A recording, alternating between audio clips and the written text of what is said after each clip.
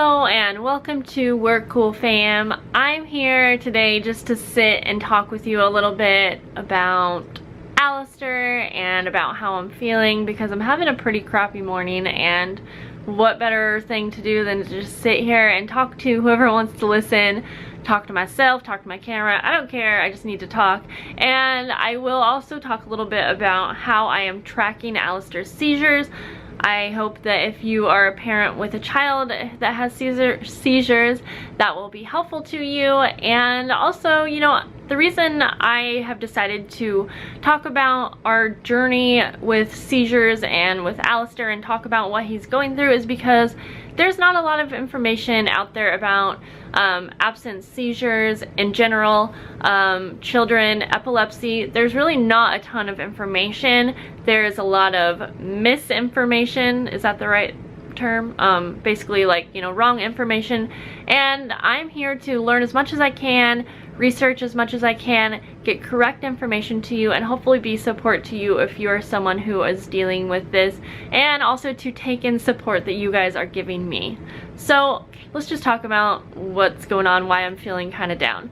So this morning, Alistair finally had like his first official day back to school, finally, because we've been snowed in, and he got up pretty early, like an hour earlier than his typical wake up time, but he seemed fine and everything. But when we finally like got up and got out of bed, went out to the couch like an hour later, he instantly laid back down.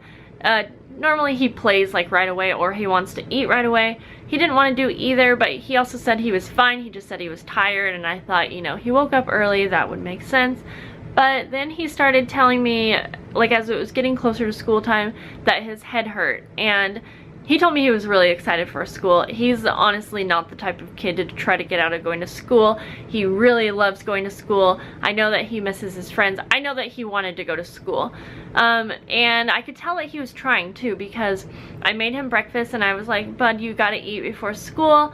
And he's like, yeah, okay. And then so I bring him his food, and he sits up, and I can just tell by his face. You know, as a mom, you know what your kids are feeling, and I could tell that something was bothering him. And again, it did not seem like he was sick, but he told me again, he said, well, my head's just hurting. He said, I think I just need to lay down. And then he would say, I think I just slept on my head funny, which, you know, could be. It's almost like he was trying not to feel sick. Like, you know, when you're trying to convince yourself, like, no, I'm not sick, I'm probably just tired, kind of thing. I felt like that's what he was doing. So anyways, of course, knowing that he has these newly diagnosed seizures and hearing that his head's hurting, I just instantly worry.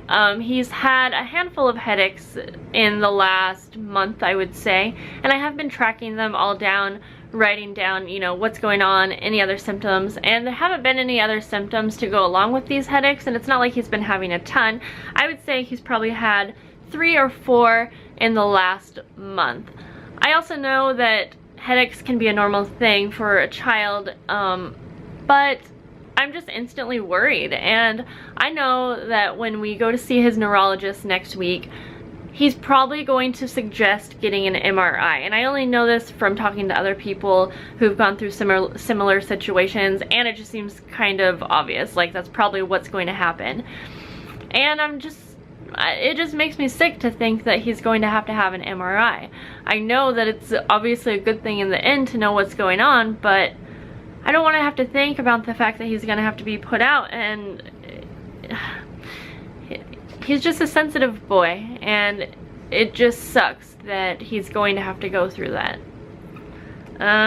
So anyways, Hans ended up taking him to school, and like he had Hans carrying him out, and I don't know, like we knew that he wasn't sick, but we were thinking maybe he's just tired because he woke up early. And Hans ended up saying that he was in much better spirits once they got going and got to school, and he was really excited for school. So I never send Alistair to school if we really think he's sick or something, you know, big. But yeah, so anyways, I don't know, obviously I'm just kind of ranting here, I suppose.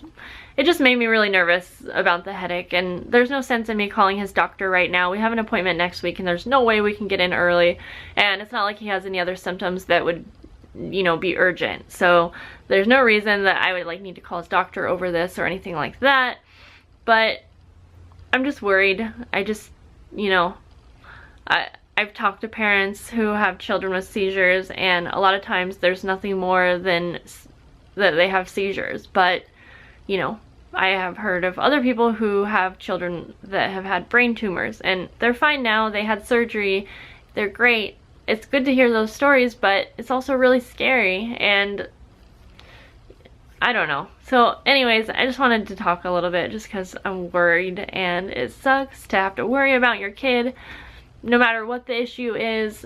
And yeah, anyways, so that's all. Obviously I don't know why he's having headaches. I don't know anything more. I just know that he's having headaches, and I know that he has seizures, and I'm just anxious to get to that appointment next week and just hopefully know some more. Something more exciting that I would want to mention is that we did find out that Alistair's doctor is a supporter of using CBD oil, which is really exciting, and I don't want anyone to gather that we know for sure that's what treatment we are choosing, or that we are against medicine or anything like that, because that's not the case. We aren't deciding on anything until we do talk to Alistair's neurologist. But if you know anything about the process of being able to use such natural products like CBD oil or like other hemp products, it's really hard. You cannot just go get it for your kid. You can't. You would have CPS like checking on you, and you have to go through hoops, and you have to go through all of the right steps in order to make it even possible for you to use these products on your child. I have read a ton of things about how it can be an amazing option. That doesn't mean it works for everyone. That doesn't mean it's going to work for Alistair. That doesn't mean, you know, that Alistair's neurologist is going to say that it is a good option for Alistair.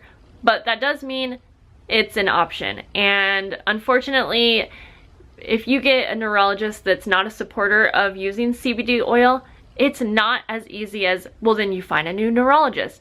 It's not that easy, and it makes me laugh when people would say that. Like, you can't just go get a new neurologist. Typically, the waiting list to see a children's neurologist, at least here in Portland, Oregon, is 6 to 12 months. And while it might be worth it to wait one whole year to see a new neurologist, it's just not, it's not realistic. And you can't easily just go get a second opinion either. We're definitely already thinking that we for sure want to have this looked at as much as possible, but you got to be realistic. And sorry, I'm talking a lot.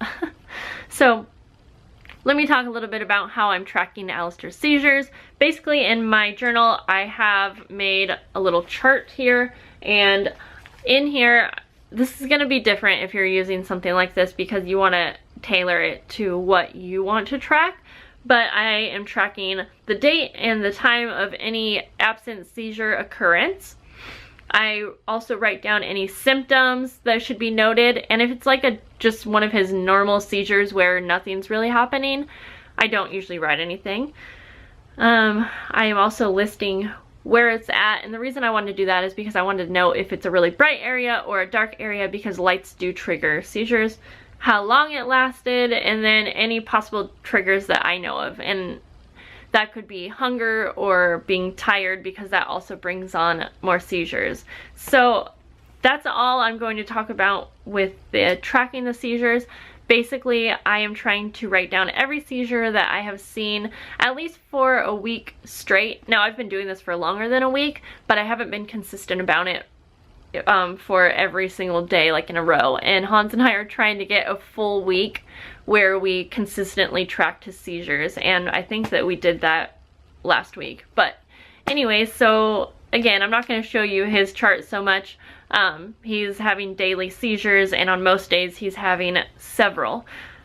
So I hope that was helpful to you guys. I don't think there's much more that I need to go into about charting, but if you do have any specific questions, you can leave them below, or you can find me on Facebook and we can chat there. I would be more than willing to chat with you if you're someone who is going through this. And if you have any advice for me, feel free to leave it down below. I don't mind advice at all.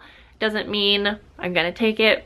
you definitely shouldn't tell me, like, you know, how we should do certain things, and I'm only saying that because I feel like when I'm putting myself out there so much, there's going to be people that come along and say, like, you have to choose medicine, or you're a bad parent, or you better not choose medicine, or you're neglecting your kid. I don't know. You know what I'm trying to say. There is no right way for the treatment of these seizures. The main thing is that you treat the seizures. It is not a good idea, in my opinion, to just let your child have seizures. Yeah, anyways, I shouldn't get into that because that's just all opinions. But thank you guys for listening, and thank you for your support. And I'll probably be updating you guys soon. Like I said, we meet with a neurologist in a week. So I'll update you as soon as I feel okay to, and as soon as I know anything more, and I'll see you in the next video. Bye.